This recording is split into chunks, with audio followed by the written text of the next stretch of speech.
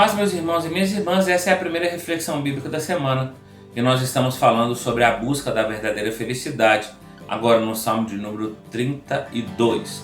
Antes de tudo, eu quero dizer que o mês de dezembro é um mês muito importante, porque é um mês de reflexões, avaliações e decisões. Tudo isso nós queremos entender no que acertamos e no que erramos. E, de certa forma, nós estamos tentando acertar, estamos tentando resolver e, acima de tudo, estamos tentando ser feliz.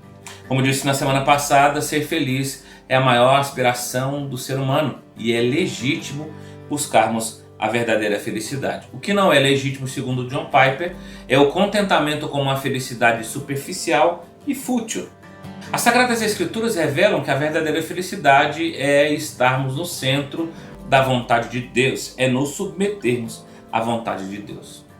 Bem, o Salmo 32 é um testemunho de Davi que foi perdoado por Deus. Por isso, eu e você podemos então entender que Davi está falando aqui da felicidade daqueles que são perdoados por Deus. E eu quero, em primeiro destaque, dizer que bem-aventurado, abençoado, feliz é aquele que é perdoado por Deus. Bem, o texto diz no verso 1: feliz aquele cujas maldades Deus perdoa e cujos pecados ele apaga. A linguagem de hoje. Na versão da Bíblia A Mensagem, o texto diz: considere-se afortunado, feliz mesmo, você que ganhou um novo começo e cuja a ficha está limpa. Querido, querida, Davi anuncia nesse cântico que a verdadeira felicidade é proveniente do perdão divino. Ou seja, qualquer pessoa que for perdoada por Deus através da cruz de Cristo pode se considerar feliz, abençoada, bem-aventurada. Jesus, alguns anos depois, falou no Sermão da Montanha que são felizes os pobres de espíritos, os angustiados, os oprimidos, os cansados, não pelo fato de serem assim, mas porque esses podem contar com a ajuda e a intervenção do nosso Deus. E agora, falando em Davi, talvez não tenha existido alguém no Antigo Testamento que tenha sofrido os danos causados pela ausência de perdão, como Davi, no verso de número 3 e 4. O texto diz: enquanto calei os meus pecados, envelheceram os meus ossos pelos constantes gemidos todo dia, porque a tua mão pesava dia e noite sobre mim, e o meu vigor se tornou em sequidão de estio. Davi sabia muito bem o que era o pecado. Davi sabia e reconhecia que o pecado estava diretamente ligado contra Deus, e Davi também sabia a procedência do pecado. O Salmo 51, verso 3 a 5 diz: pois eu conheço as minhas transgressões e o meu pecado está diante de mim. Pequei contra ti somente, e fiz o que é mal perante os teus olhos, de maneira que será tido como justo no teu falar e puro no teu julgar.